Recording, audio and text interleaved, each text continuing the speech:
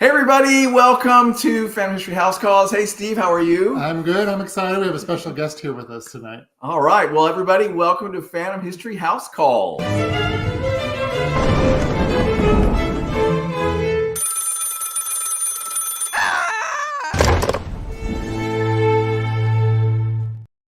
All right, so everybody, Dee is here talking more about UFO abduction stuff. We had her back here a few months ago. Very popular episode, so we're very excited to hear more about that. Yes, Haiti or Dee is with Beyond the Boundaries Paranormal, and we had her here, a month or two ago now. Yeah, very popular. Yeah, so all about abductions, like you said. But before we do that, I want to introduce Becky, who is actually my best friend from high school, who is visiting us here at Phantom History House. I'm excited that you're here. Me too. Me too. So we've told you tons about the house and all the B&B stuff that we're doing, and today you finally got to see it for yourself. Yes. What do you think? I think it's amazing. You see pictures of it, and you even took me on a video tour, right, and it still didn't do it justice. It's huge. This place is huge. I mean, it's whatever you have pictured beyond. So even this lovely wall behind us. So. All looks better in person. Everybody says that every single time. For sure. We're so glad that you're here. You're going to be here you. for a few days hanging out with Steve. Yes. And you were helping us do something that's going on right now at Phantom History House, which is Christmas time. Christmas is coming to Phantom History House, everybody. And you were helping us decorate one of our, count them, everybody, 4, perhaps 5 Christmas trees this year. Yes. So thank you very much. We have rearranged them, everybody. They're all in different places, where most of them are in different places. So yay. It should be 5 trees. Okay. We will work on that. We'll work on that. Yeah, of course, we had a great time for Halloween. We had a lot of kids stop by trick-or-treating. Yeah, thank you everybody that came by the house that night. Yeah, a couple friends came over, a lot of neighbors stopped by, which was a blast. We sat outside with a fire pit, which was great. But, just because Halloween has passed doesn't mean that we still don't have plenty of things happening here at the house. That's right. It's always Halloween here at Phantom History House. By the way, if you're watching right now, please say hello in the comments. Let us know where you're watching from. Thank you so much for being here. So, yes, this Friday night, Oldsmar Ghost Tour is happening, everybody. You can get your tickets at the events page at our website. Yeah, the Oldsmar Ghost Tour is back. We are free to take you on the walking tour. It's about a mile, a little bit over. And you hear some of the ghost stories shared with us by the residents of Oldsmar, just about 5 minutes away. That's right. So they told us their own stories from things happening, and some of them are really amazing. They are amazing stories. And even if you've taken the tour before, there's some new stuff we've learned since then. So it's ever evolving. So check out our event page and check us out. We're trying to do it every Friday night. Absolutely. And then on Sunday, we're having a special event. We are celebrating a book release for both Douglas Ford and Elaine Pascal, who are going to be here at Phantom History House this Sunday, November 10th from 2 to 5 p.m. So you can come by, meet the authors, have a glass of wine, chat with them, buy their book. I think it's going to be a lot of fun. Yeah, there's food, there's desserts, there's wine, there's readings from the stories, there's signing of books. And look at this beautiful, look at the art, the cover art for these. Who Dies First is Douglas Ford's book, and The Language of Crows is Elaine Pascal's book. They are amazing. They were super supportive and a part of everything we've been doing. Yeah, they're both also featured writers in Phantom Menagerie, stories inspired by Phantom History House, which is still available as well. So we're excited to have them here. So come on out, meet them. You'll meet Becky. She'll be here. So come on out, celebrate with us. Come on this Sunday. And of course, there's information about it on our events page. Are you excited about the book release party? I am the tour.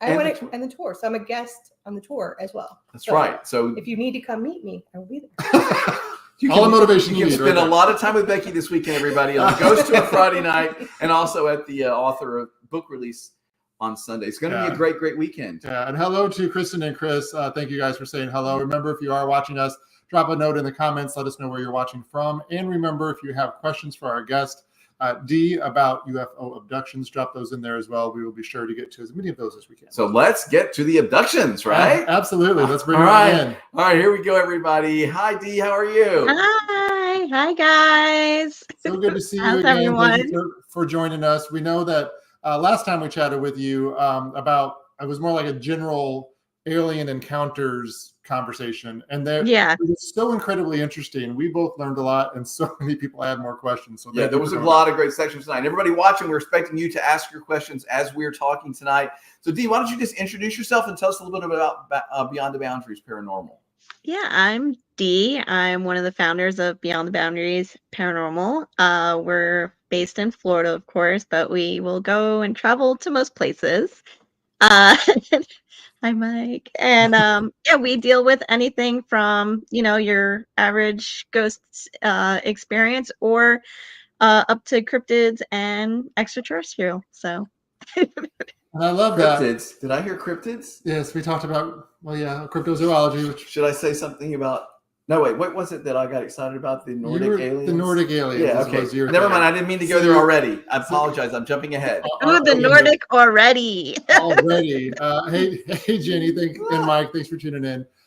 Yeah, when we talked before, like I said, it was kind of like a general conversation, and we met way before that on, I know you've investigated the house here with your team, you and your wonderful husband, Mikey, were both here.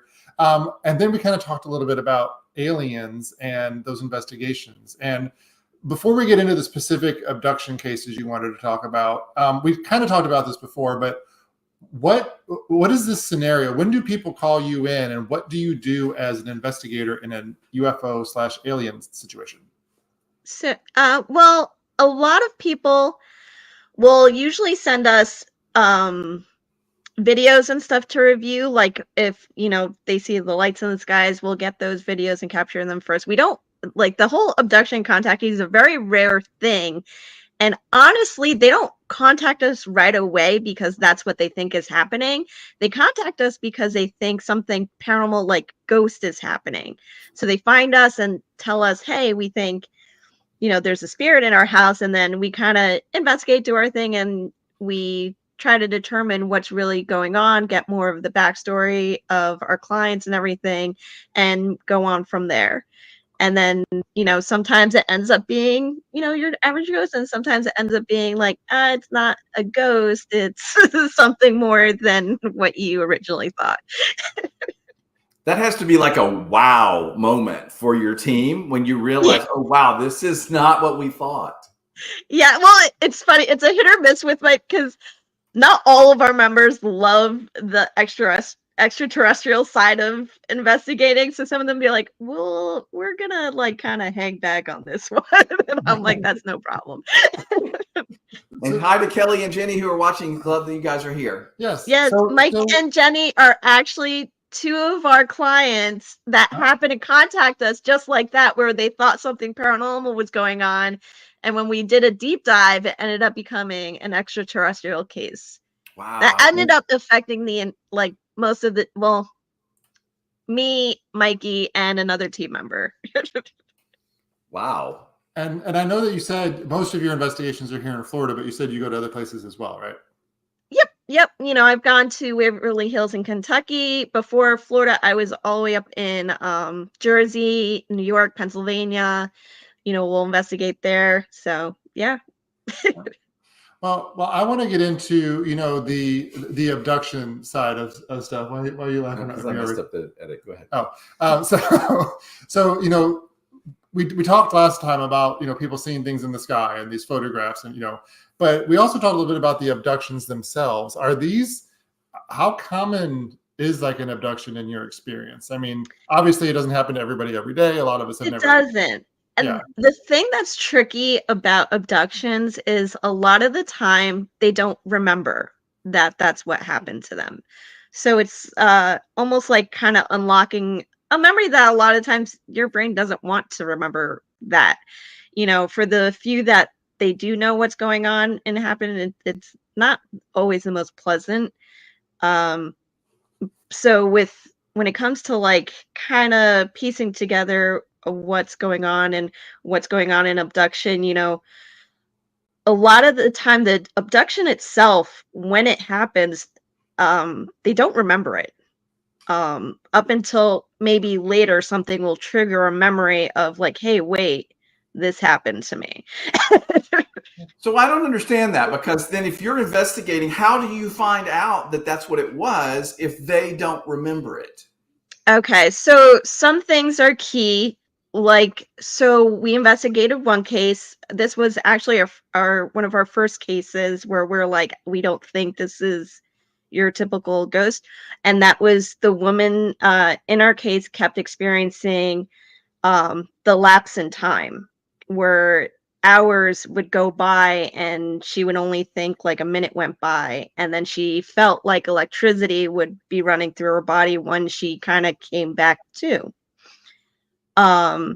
So that was one of the indications with the whole lapse of time and things like that. Like she would go after work into her car, because it wasn't just in her home, it was, when she was out, and 3 hours would pass and she wouldn't know what happened.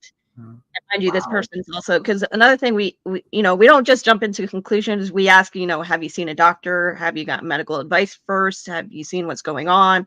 And she's like, yeah, no one can explain what's happening to me. Mhm. Um, And this kind of goes with what Kristen is asking in the comments. You say a lot of people don't remember things, but some do. Is it kind of like, I had this weird dream and I'm not sure if it was an actual yeah, dream or almost reality? like that. And one of the things we do, that actually, Mike, if you I'm going to tell your story. He actually remembers a lot of his abduction, but his went back as to when he was a child. They started when he was a child.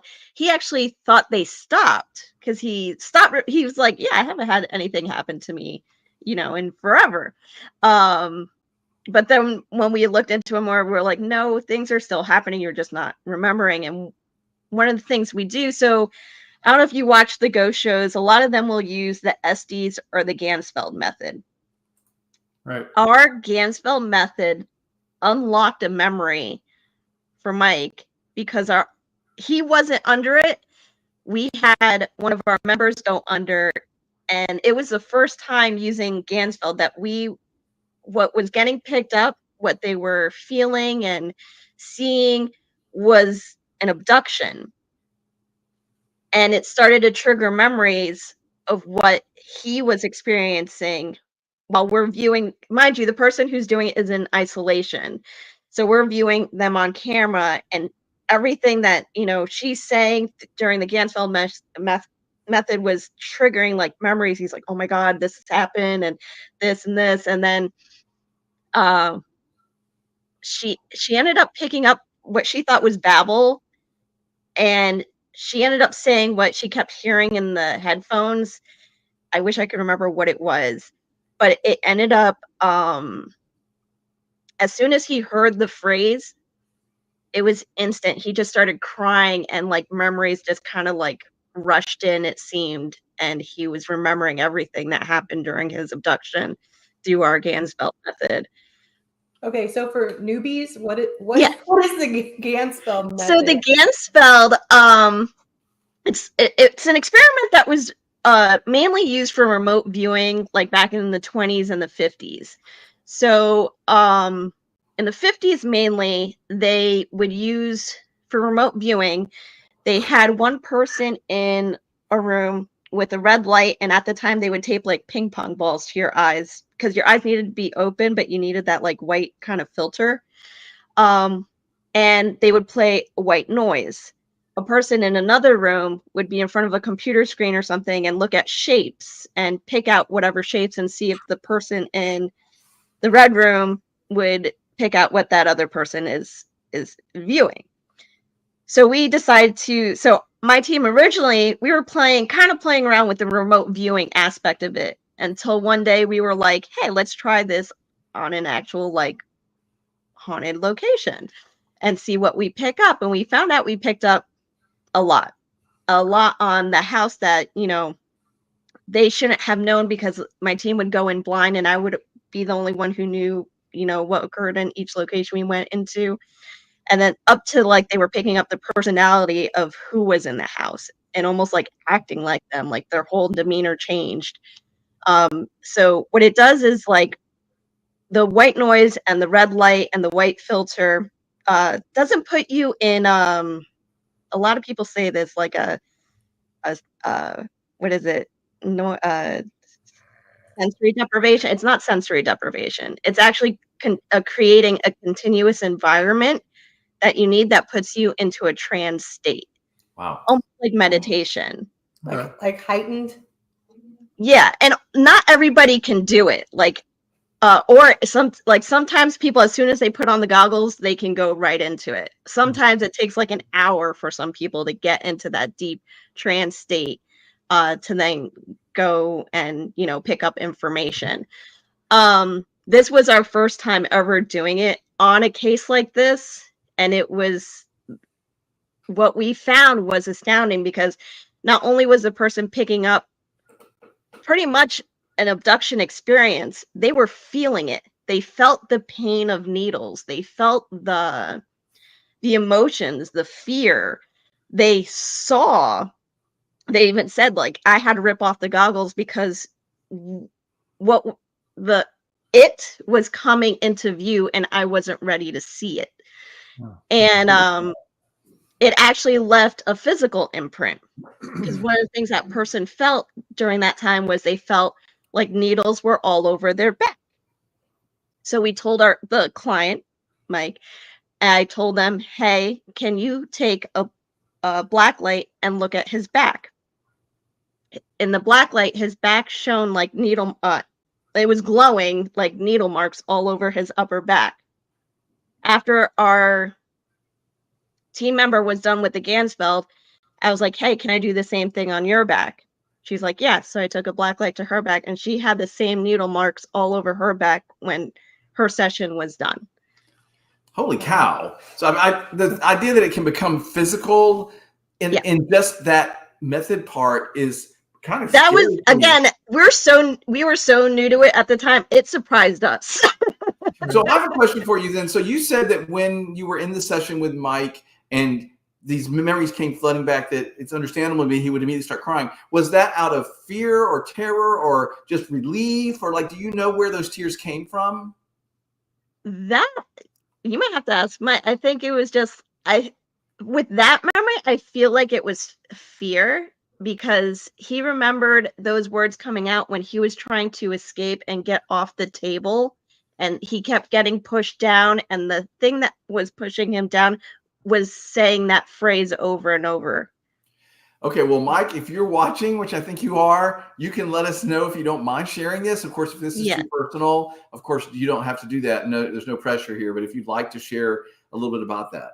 So I have a million questions, of course, but one of my questions for you is like, why? Why are these things happening? What is the intent of these abductions? That is the question everybody wants to know. Exactly. And I think there's no one answer, because then we're going into different races, species, and everything, and what their purpose is with us. What do they want? Is it for more information? Is it for, there's a whole theory of if they're trying to colonize and create a hybrid. There is, there's that is the number one question I think we get from every client, like, why me? Why is it happening? Why? And I wish I had that answer. Well, there are so many, TV shows, movies, series about alien abductions. And of course, every show almost has that representation of somebody on a table, a white light, that kind of thing. How accurate is that in your experience? Is that like, are we on the right track and kind of representing what these experiences are like? I feel like that's a lot of people's memory, and that's where, the whole, is it for experimentation? Because a lot of people's memory is that they're on a medical table getting examined. Some people are left with instruments in their bodies, too, like actually one case, I think I brought it up, is on Netflix right now. The documentary could have been a little bit better, but it's really interesting. It's called Manhattan and Abduction. I think Abduction in Manhattan, or Manhattan Abduction. It was a case from the 1980s where there were 23 in Manhattan. Okay, this is a city, right? Huge, storied buildings and everything. And there were 23 witnesses, not just in that block, from the bridge, from all over, who witnessed this woman levitating out of her window and into the sky, and a big red beam of light was carrying her up. Wow. 23 witnesses. Okay. Okay. People who didn't know each other from all different spots in New York City. And, you know, and she one of her experiences, at first she actually never remembered being on a table until she had so another big thing, so the Ganzfeld helps open up, I guess, trigger memories. Hypnosis is a major one that's used. So through hypnosis, a lot of those memories will kind of come forward, and then a lot of people will start remembering, different aspects of what happened during their abduction. Well, and I think it's to your point, different experiences happen to different people based on who was doing the pulling, Yeah. based on And there is also abduction, and then there's contactees, where contactees don't usually leave their home. It's like whatever's there goes to them and visits them in their home, but they don't remember, whether it's they just don't remember ever leaving, or it's just only happening in their home. Right. So when they have this experience, are they like, we're in the living room? Are they in the living room when they come out of this experience? Or they've actually moved locations? Sometimes they end up, sometimes, like Mike's case again, when he was a kid, he would wake up outside from when he would be in bed, and he would wake up outside with all the doors from his house locked from the inside. So and speaking of Mike, he did share that that his reaction was from fear, and it brought back some horrible memories. And he also adds, we just had a visit the other night. Yes, so he still does get visitation. That's one of the things I always, so when it becomes that extraterrestrial case, there's, I always say, I'm like, there's nothing we can do except collect data at this point. It's not something we can stop. It's not something we can, sage or clear away or anything like that. It's usually and a lot of times with those cases, it's usually been happening for years, and sometimes up to the point when these people were children, up until adulthood. Right. And then sometimes they have families, then it also ends up expanding out to the family members as well. I'm curious, I know you've been doing this for a little while now, not like a really long time, but is there a type of human that experiences this, like gender, race, location? I mean, is there like a certain target base? So people think having the, what is it, is it RH negative or RH positive blood type, is a big one. There seems to be a link that more cases with people of this blood type seem to have these experiences. So, and I'm sure there's strength in numbers too, knowing you're not the only one to have experienced this. Do you find that as well? Because I know anything traumatic, there's support groups, there's people you can talk to. Is this a similar kind of situation? Yeah, it's support groups that you can go to and talk to after, if you have an experience like this. Some people, either they want to know more, and that's why they contact us to see if we can collect more data for them. Also, it helps verify, like, hey, I'm not going crazy. You guys are witnessing or can collect information for us too. So that helps. Okay, so I'm going to weigh in now. So, like, first of all, Mike is sharing some things here in the. Do you want to read those? Yeah, he shared that he had a visit just the other night. My dad found me in the front yard, and he has audio. I'm assuming from the video. Yes. So that's terrifying to me, that like you would wake up and you're so different. No offense, Mike, but like you're very brave. I think it's amazing. So D, I think this. All right. How can I try to say this? We have people come to Phantom History House all the time who want to tell their ghost story, right? Everybody have one, or they know one they want to tell you, and they come here and then they realize they're in a safe space. They get to know us a little bit. And then after 10, 15 minutes, whenever, at some point, they'll often go, well, I had something happen to me when I was a child or whatever. So I feel like this abduction thing is even more sort of socially scary to people. And so Yeah. I feel like anybody that's actually having these experiences, like they typically would not tell anybody, right? Like it must be Yeah, very difficult to find anybody like yourself who they could talk to. yeah, it there is more of, I feel like talking about ghosts seems to be more accepted, whereas someone trying to talk about their abduction experience, it's more like what a taboo subject to bring up. So being able to have even a friend to confide in sometimes is difficult for that. Well, exactly. And that's sort of my point was I feel like this is a huge service that you're offering, if nothing else, and just to sort of validate a little bit of what these people are experiencing. Oh, yes, this Mhm. makes sense. We believe you. I feel like that would be just a huge part of it. Yeah, and I will say, so anyone who wants to dive into investigating these types of cases, I do have to like put up like that warning is these are intelligent beings. They know what you're doing. We've caught on that doing some of the after doing a few of these cases, we've noticed things now happening in our own home where we're like, oh, this is more than what we expected here too.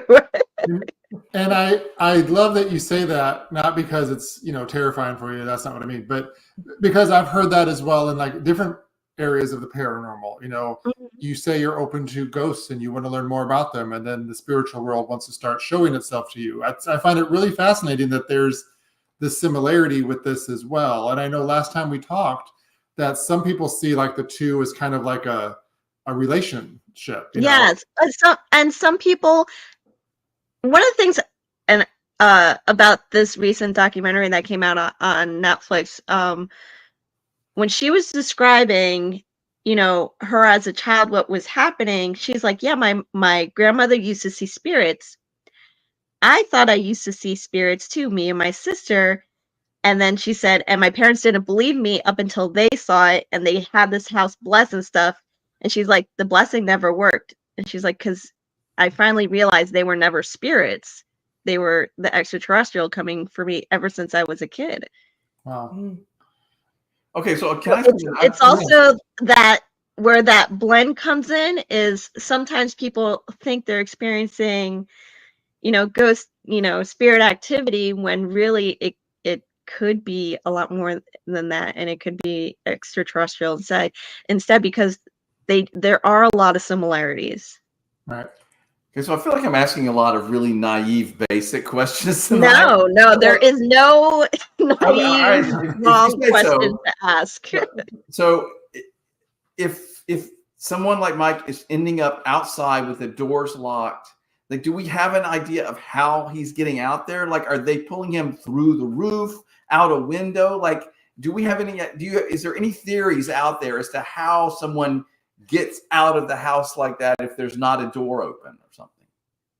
You know what? Sometimes we even wonder if like whether sometimes your physical body even leaves sometimes. Especially when it comes to like, Mike is married and they sleep in the same bed.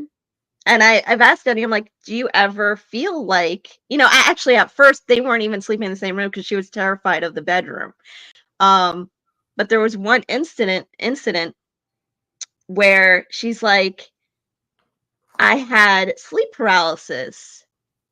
I was like, oh yeah. I'm like, well, did you feel Mike next to you? She's like, during the entire duration of my sleep paralysis where I couldn't move, she's like, Mike stopped snoring and I couldn't hear him, but I couldn't turn to see him.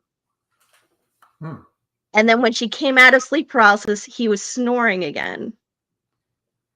So something was preventing her, she thinks, from rolling over and or seeing her, or preventing her from seeing them doing whatever. Yeah. Wow. And Mike brings up a good point is, so sometimes people will say they see almost like a portal form into their walls. And that's where they're kind of getting pulled out from. Hmm. Well, here's a question, or kind of a paraphrase question from somebody watching. Leon McAnally, who we had on a little while ago, who wrote this amazing book called about dark tourism. And to kind of paraphrase what he's asking, he focuses on places of historical significance that are usually haunted or had something horrible happen there. Is there a similar take on like famous places where these abductions or UFO sightings have occurred? Of course, we all heard of Area 51, of course, that kind of thing. Is there a similar alignment with the UFO UAP If world? you look at a UFO, like a sightings map, and then look at most haunted locations map, and you put them on top of each other, all the locations almost match up perfectly. Wow. Really? Yeah. So I don't know why. What is the exactly, Becky? That's what I'm like. What is the connection? Like, why would they match up? There's one really, and I love this place. It's a place I've investigated called the Hinsdale House in New York. This house is infamous for their paranormal activity. That it was a house that the house actually got exorcised. It was a failed exorcism on the house, and they ended up abandoning the home and everything. And then years later, they created this paranormal museum for people to go investigate this home. And but if you hear about the stories, the activity never started in the home. The activity actually first started outside of the home. The home is like in the middle of the woods, nowhere area. So the activity, when you look into this case and the experiences people had when first living in the home, was everything started outside. They would hear noises outside. They would see shadows outside. And then from outside is when they started to come inside. And in those woods, people now will experience seeing lights, will feel frozen and experience loss of time and things like that. And this home also has tons of activity. And I think it's one of those blended. So there's a thing called like areas that are like high in activity like that. There's a term that people call, it's like a flap in the area, like it's a space flap or something, where it's just a heightened, I don't know why. And a lot of the times, and I think that actually area also has like Native American, like Indian burial grounds there too. Okay. So it's just like a whirlwind of everything going on. It's a whirlpool. You were gonna ask something else? Well, so you mentioned this a minute ago, and I remember this from the first conversation that we had. You had mentioned that, like, if there is a spirit, we feel like there are things that we can do, right? Like we can come in, you can sage the house, and psychic mediums can come in and help. Come in and cross them over and things like that. We Yeah. feel like we have some interaction and power there. That I think what's so scary about what we're talking about tonight is that there doesn't seem to be anything we have control over or that we can do about this. Am I understanding that right? Yeah. Yeah, there's really nothing you can try to fight them if you want. Yeah, it doesn't work that way. Well, I wanted to talk to you about the Miami Mall incident. I think I remember it was Miami. We talked about it a little bit before when we chatted, but we really didn't get into a lot of detail. I wondered if you could tell us what that was, when it was, and what you know about it. Okay, the Miami Mall, this was not that long ago. This was within, I want to say, this year? This year. It was only like a few months ago, where all of a sudden, tons of cops showed up at the mall. They said it was just like a fight broke out, but the response that, the fleet of police vehicles that were there, it didn't make sense. They also shut down the airports and certain places around the mall at that time as well. And everybody who was there and coming forward and experiencing it all have the same story, all say what they saw, like their description of what they saw are all the same. And one thing that stands out to me is no one's ever said, they say there was this 10-foot, like a portal opened up in the middle of the mall and these 10-foot beings came through. And the way they described, because anyone could be like, oh yeah, there was 10-foot alien, but the way they described it was they weren't solid figures. It was almost like a holographic image. It was like they were kind of vibrations, almost like they were coming in and out. And that's how these witnesses would describe these. And I'll go back to the term interdimensional beings, like going from different dimensions and almost. There we go. Mike said January 1st it happened, and so no one saw them as like a solid being, but these like holographic kind of like going in and out creatures that came through. Yeah, it's almost like what you see in like a Star Wars movie when they're having their little conversation with the hologram. Yeah, hologram on the disc, the kind of thing. That's what I'm picturing. But of course, 10 feet tall. So then what happened? Like, did they just stand around, or like? Well, everybody kind of like screamed, and everybody's like, "Why isn't there?" You know, were they shopping? Like, what's going on? Like, seriously, why? That's good. That's why we invited you tonight. You're brilliant. Well, they're not really talking too much about what really happened, and everybody's like, "Well, why isn't there enough video and stuff?" A lot of people who was there was like, when something like that happens, your first instinct really isn't, a lot of times some people now, especially this, these generations, pulling out your phone, they're like, we were too scared. And other people who did try, they said their phones weren't working. So okay. Well, that makes sense. So what did they describe though? Seriously, were they walking around the mall, or were they just standing there? Were they grabbing people? Like, do we know? No, well, they also said that it was more like they were floating. They weren't even like walking. And it was they said it was these giant 10-foot, almost tall beings that just appeared. Did they have faces? They have arms? They didn't. I don't know. How long were they there? Not that long. It's not like they were there for like an hour trying to shop or anything. Or seriously, are we talking about 1 minute or 10 minutes or like a few minutes? It was just like a few minutes. And then, but chaos also broke it. But there was also more than one. Right. So, and more chaos broke, people were running everywhere and everything like that. Wait. More than one being coming in the portal? I want to know. This is freaking me out. Or is it more than one portal opened? No, it was just one. I believe it was just one portal opened that anyone saw, and that's yeah. So we would assume that everybody sort of screamed and ran and like yeah. this scene, right? Yeah. Yeah. Well, and to your point about the phones, I mean, almost every alien abduction story talks about, the car stalling or some kind of technology failing. So I think it makes sense that you can't really get a cell phone video when this is happening because of so the things that are happening in my own house, I have, I'm the tech person.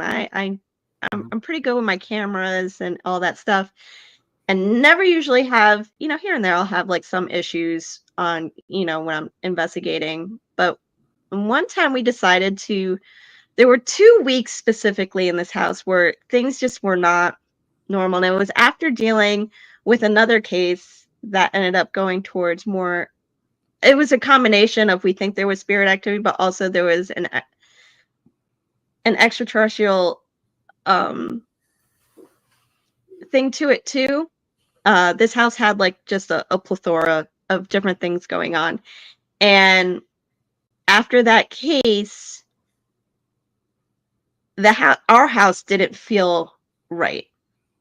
And for 2 weeks, even like my son, who's 3, he would wake up just screaming, and we couldn't figure out why. Nothing would calm him down, nothing, and I ran a recorder one night, and we captured some, I wouldn't even call this like your average ghost EVP. This was like weird, deep voices speaking in something that I don't know if it's an actual language or what, that I have on recorder, our baby monitor that never has an issue. For some reason, we started investigating. I was just recently going over the footage of it, and half of the footage that I was trying to use from my baby monitor, I can't use because it went black. And then 2 of the nights that my son was screaming, the baby monitor decided to go like static. And then I swear like Mikey disappears and then ends up on the other side of the room when the static comes back. Like it went staticky, and then when it came back, Mikey was like somewhere else in the room. So Mikey was in the room that you were watching. Yeah, like he was actually in the video. He was standing next to me, and then the static came, and then Mikey was like on, and you could kind of see like the static came, and then Mikey's like on the other side. So and we're like, how did you? What? Did he have any? What was his comment on that when you saw that? Did he remember moving over there? No, he doesn't remember. Wow. And just to clarify, Mikey, your husband, is different than Mike, who you were talking about earlier. Yes. Right. Sorry. I forgot there's two Mikes. I know we have that Mike watching with us. Make sure. Okay. There's Mike and there's Mikey, my husband. Right. So I wanted to follow up a little bit on the interdimensional part, because I find that really fascinating. You know, it's for so long we've been trained that, you know, these UFOs are coming from other planets or other spaces out there in the deep void coming here to Earth. But there's a theory that they are just really, like it's easy, transferring from one dimension to another and it's kind of like stepping into our plane of existence. Is that right? Yeah. I think that definitely could be, I think it's more like that. More, and I like their explanation. And the whole term interdimensional beings was really brought to light during a congressional hearing that they were having regarding extraterrestrials and UAPs. So, and that's where they kind of coined the term interdimensional beings. Well, and that phrase came up when we were talking about cryptids. Yes. That was our guest theory, was that he thought that that's what they could possibly. Yeah, I think cryptids definitely go hand in hand with, you know, all of this. So does any of this, like, I find this pretty scary stuff, right? Like, you know, I don't want to be abducted. I don't want, like, that's scary stuff to me. So, like, does any of this ever put you off? Do you ever think, like maybe we should not do this, or like, or how are you're so brave about it? I'm just wondering where. You know what? When I started having some things, it wasn't more for me. I was worried about my kids. And that was my concern. I will deep dive into it. I'd be like, head first, yes, let's go. But when I started seeing, like, especially my son was really affected, especially for those two weeks. Now he's back to his usual, like, he sleeps all right. He still wakes up and like talks to whatever is down the hall. Like, that's fine. But when I thought he was screaming as if he was like getting harmed. And I do have a video on my baby monitor where one of the times where he wakes up screaming during those 2 weeks of activity, and I'm like, I think it was like 2 or 3 in the morning. So mind you, I'm like half asleep, like trying to console him. I'm like, but you actually see his leg get yanked back in the video and he reacts to it too. And I'm like, okay, this is kind of throwing me off. And Mikey's, my husband, has actually had bruising after a case, you know, weird bruising on his leg and things like that. So, does that deter us from doing it? No, but I'm a little bit more. I don't even know how I could be more careful about it. Because at the same time, I'm like, listen, they're gonna come visit us. That's what they're gonna do. You know, there's no way of stopping it. But I also don't want to like invite it and be like, hey, come to my home too. You know. Right. Well, you know, that's where like Protective Mama comes out, and I'm like, no. There's the same thing when you do a ghost investigation. You know, yeah, stay here where you are, don't follow me home, kind of thing. So I could definitely. Yeah, and say that's that. a hit or miss because you could say that all you want, and then Exactly. then you end up home and you're like, damn it. Now I have one more reason not to go to the mall. Exactly. One more. Order online, people. No. Oh wow. It looks like you were going to ask another question. No, You're still. I'm stunned. still dumbfounded by this whole thing. I mean, this is so interesting and kind of scary and fascinating, and I don't know what to think because what do the skeptics say? Dee? Like a lot of people are ready to dismiss, right? And so do they just like how do you write off this sort of mass hysteria? I mean, we've heard of mass hysteria happening in certain cultures where everybody's reacting and nobody knows why. What are the critics saying? I actually like hearing a skeptic's point of view first before even coming to my own conclusion because I'm like, I want to hear all logical, try to see if logic can play a part in all this and try to explain things. And I actually have one of my good friends, she's a huge skeptic. So I actually sent her all of the stuff I have first. And she'll be like, I'm like, yeah. But then like me and her kind of go back and forth up to the point where she's like, I don't know.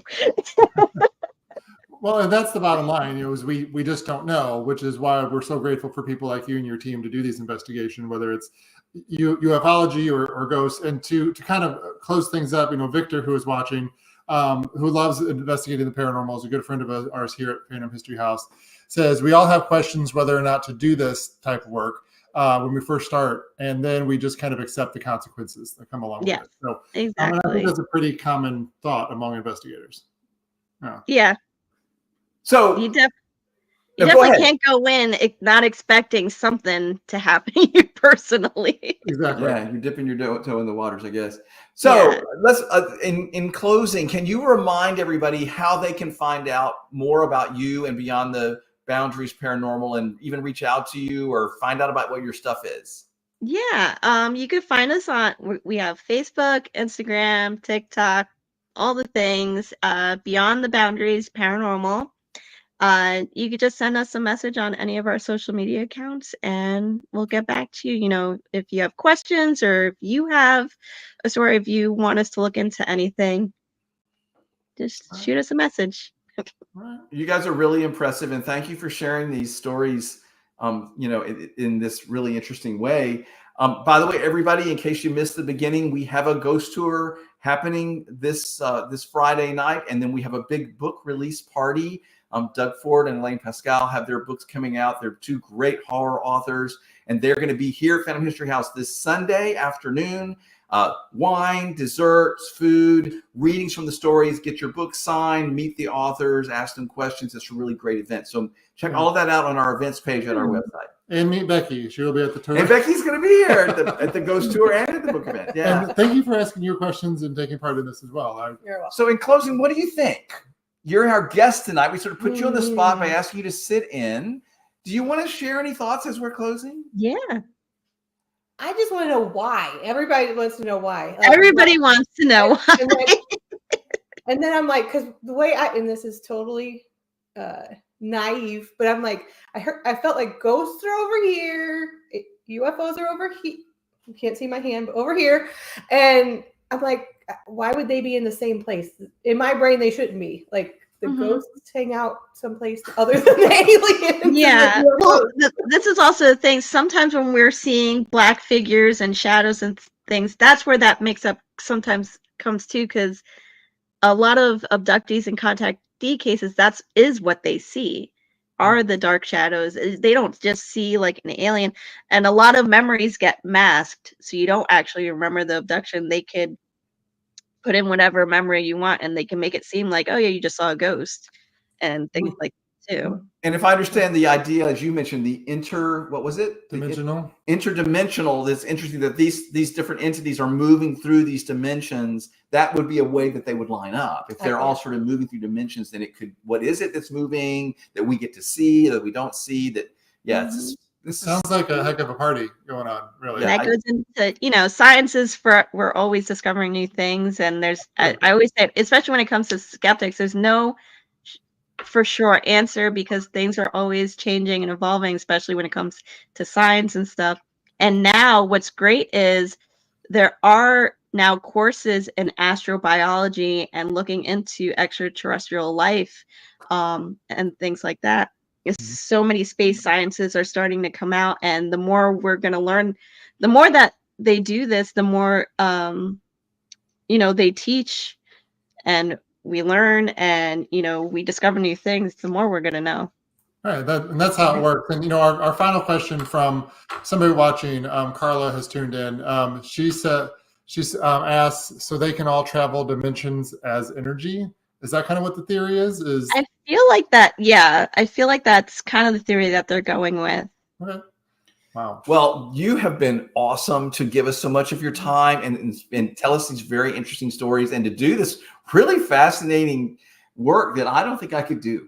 I mean, really, you're very brave, I think. And well, thank you so much for having me, and thank you guys for actually, thank you for everyone watching and all your awesome questions, and being so accepting and open to knowing more about this. This is awesome. Yeah, we all want to know what's out there, as they say. Well, and I think that's how we need to live our life. Like, be curious, right? Investigate things, learn new things, talk to people about stuff. I think this is what's interesting about life. Becky, thanks for being our special guest tonight.